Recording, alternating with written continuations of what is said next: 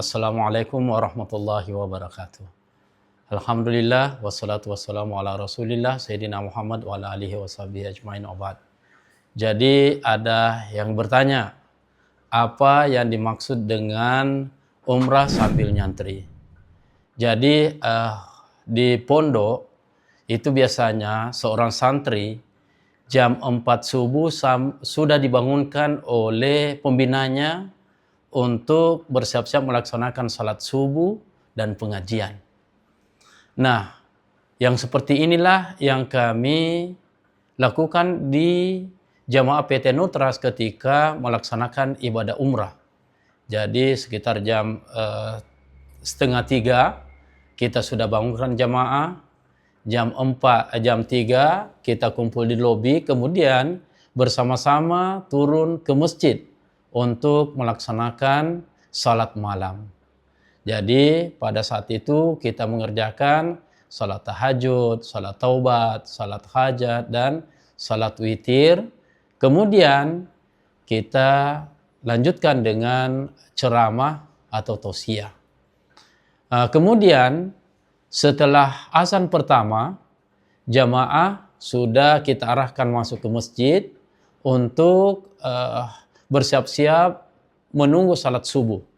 Karena masih ada waktu sekitar 1 jam, makanya jamaah kita arahkan untuk mengaji, membaca Al-Quran. Sampai setelah salat subuh, jamaah kita arahkan lagi untuk berkumpul di tempat tadi di mana kita berkumpul. Untuk apa? Untuk melaksanakan pengajian atau zikir. Karena ada hadis Nabi SAW yang berbunyi bahwa barang siapa yang melaksanakan zikir setelah melaksanakan salat subuh sampai terbitnya matahari, maka dia akan mendapatkan pahala sama dengan pahala orang yang melaksanakan ibadah haji secara sempurna. Nah, itulah setelah terbitnya matahari kita atau syuruk, kita mengerjakan salat sunat 2 rakaat salat sunat isyraq. Kemudian kita sempurnakan dengan salat duha.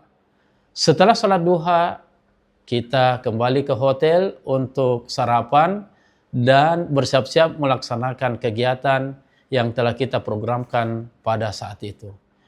Bapak Ibu, pemirsa di seluruh Nusantara, bahwa ini kita lakukan untuk bagaimana supaya jamaah PT Nutras yang pernah ikut bersama dengan kami, kita membiasakan untuk melakukan hal-hal yang seperti ini, sehingga nanti setelah kembali ke tanah air, mereka bisa menjadikan kebiasaan.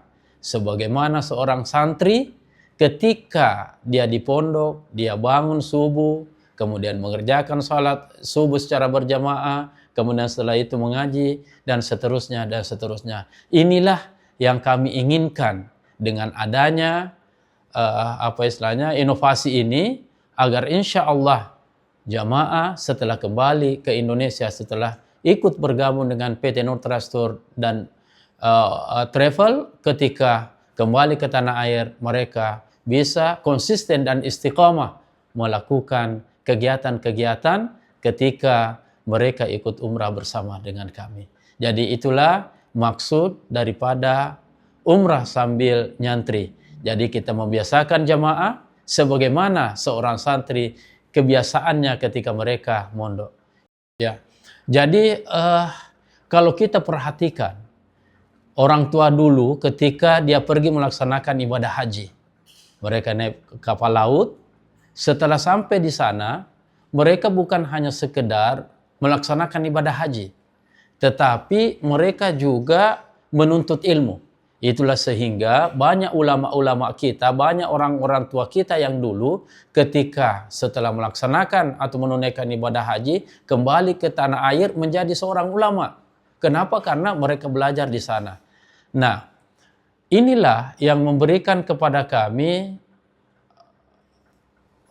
pemikiran bagaimana supaya jamaah umrah juga yang bersama dengan PT Nutras ini bisa belajar tentang wawasan agama, tentang bagaimana ajaran-ajaran agama ya setelah kita melaksanakan salat lail. Jadi makanya setelah kita salat taubat, kemudian salat tahajud, kemudian salat hajat dan salat witir, ya kita lanjut dengan tausiah, dengan ceramah agama untuk menambah wawasan kepada jamaah kita.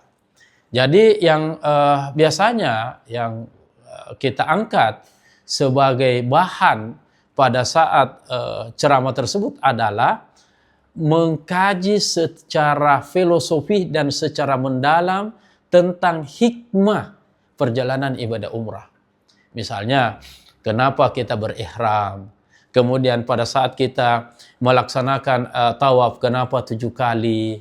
Kemudian dimulai dari Hajar Aswad, kemudian kita membaca Bismillah Allahu Akbar.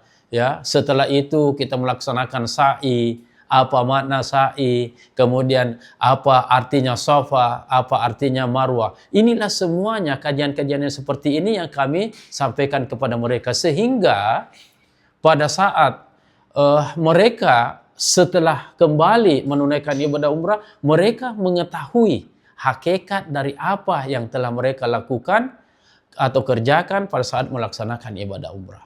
Bukan itu saja, tapi termasuk misalnya saya memberikan kajian-kajian secara mendalam tentang hakikat sholat, bagaimana caranya kita mengerjakan sholat secara khusyuk, bagaimana tata cara pelaksanaan dan lain-lain sebagainya. Ini yang kita berikan kepada mereka, karena kadang ya ada orang yang ketika mengerjakan sesuatu tapi dia tidak memahami makna apa yang dia lakukan, sehingga kadang mereka bosan.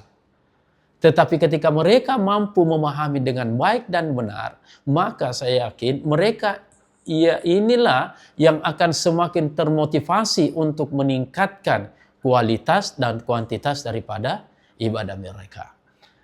Dan juga biasanya kami ajarkan sebagaimana yang kami dapatkan dari guru-guru kami, ketika misalnya apa yang harus kita lakukan pada saat akan tidur, ya, dan yang selalu kami ingatkan kepada mereka adalah ada hadis Nabi yang mengatakan bahwa mutu qabla antamut, latihanlah kamu mati sebelum mati.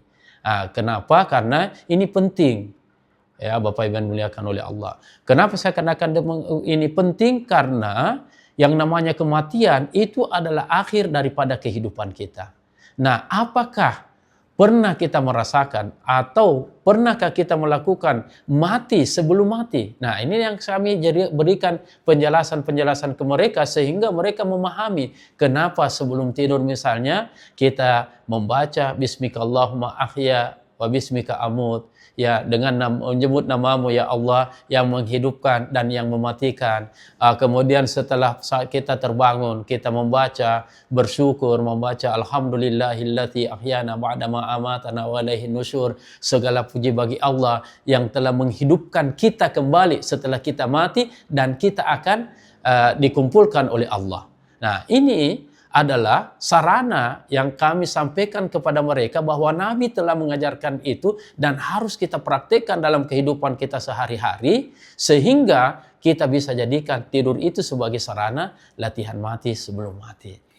Kemudian ya yang biasanya juga saya sering bercanda kepada jamaah, misalnya saya katakan atau bertanya kepada mereka, Anda ini mau pergi berumrah untuk apa? Ya, jadi karena hakikat daripada perjalanan ibadah umrah itu bukan hanya sekedar berihram, kemudian tawaf, kemudian sa'i. Jauh daripada itu, Bapak Ibu, ini yang sangat penting yang kita ketahui. Jadi kadang saya bahasakan ketika kita membeli telur, ya, kemudian kita harus tahu telur itu kan biasanya terdiri dari 4 lapis. Ada kulitnya, ada putihnya, ada kuningnya, kemudian ada inti, yang biasanya inilah yang ketika telur itu tidak memiliki inti itu yang tidak bisa menetas. Nah, itulah hakikat. Jadi pada saat kita membeli telur, bukan kulitnya, walaupun kulitnya ikut, tapi bukan kulit yang kita beli, tapi yang kita beli adalah isinya. Nah, inilah di Nur Trust. Jadi bukan hanya sekedar tawaf, sa'i, tahallul, berihram yang kita bayar, itu bukan. tapi ada inti, ada hakikat di balik itu. Nah, inilah yang kadang ya pada saat kajian-kajian itu, pada saat kami memberikan pengertian dan wawasan tentang makna filosofi daripada perjalanan ibadah umrah, mereka memahami dengan baik, dan sehingga alhamdulillah dengan pemahaman-pemahaman seperti itu menambah khasanah pemahaman mereka tentang ajaran agama Islam, khususnya berkaitan dengan umrah. Nah, jadi dan bahkan ya kadang saya bercanda kepada mereka, pada saat Anda melaksanakan ibadah umrah, pernah tidak ketemu dengan Nabi?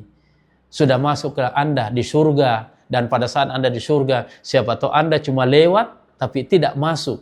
Nah, ini juga yang kadang ya, dan pada saat Anda melaksanakan ibadah umrah, apakah Anda sudah sharing-sharing dengan Tuhan? Apakah Anda sudah bercanda dengan Tuhan, bercerita dengan Tuhan? Nah, inilah semuanya yang kami berikan kepada mereka, sehingga betul-betul pada saat mereka melaksanakan ibadah umrah, ya di samping syariatnya, dia dapat juga hakikatnya. Nah, itulah yang kami tawarkan di Nur Trust, dan ketika kami kadang mengatakan bahwa setiap travel itu, setiap pembimbing itu mempunyai kelebihan dan kekurangan. Kelebihan-kelebihan kami seperti ini, tapi di samping itu kami mengakui bahwa di sana sini biasanya masih ada kekurangan. Tapi mudah-mudahan dengan adanya interaksi antara penyelenggara dengan jamaah, masukan-masukan dari jamaah, inilah yang akan menjadi catatan bagi kami untuk memberikan pelayanan yang terbaik kepada jamaah di masa-masa yang akan datang. Jadi mungkin ini sekedar informasi, sekedar wacana informasi yang dari kami sampaikan kepada Bapak Ibu calon jamaah umrah yang ingin bersama dengan kami. Ya, jadi kami mengatakan bahwa banyak travel yang pergi melaksanakan, yang melayani jamaah menunaikan ibadah umrah. Kalau kami ibaratkan sebagai warkop, banyak warkop yang menawarkan tentang kopinya. Tapi setiap warkop itu mempunyai resep-resep tersendiri sehingga mempunyai rasa yang berbeda. Begitu pula dengan Nur Trust, ya ketika Anda telah mencicipi beberapa atau bersama dengan beberapa travel yang ada, mari sekali-sekali juga bersama dengan kami, sehingga Anda bisa merasakan bagaimana kami memberikan pelayanan kepada Anda, bagaimana Anda bisa berumrah sambil merasakan diri sebagai seorang santri. Nah, ini mungkin yang saya sampaikan, kurang dan lebihnya mohon dimaafkan. Wa ma arsalnaka illa rahmatan lil alamin, wallahu muwaffiq ila aqwamit thariq. Wassalamualaikum warahmatullahi wabarakatuh.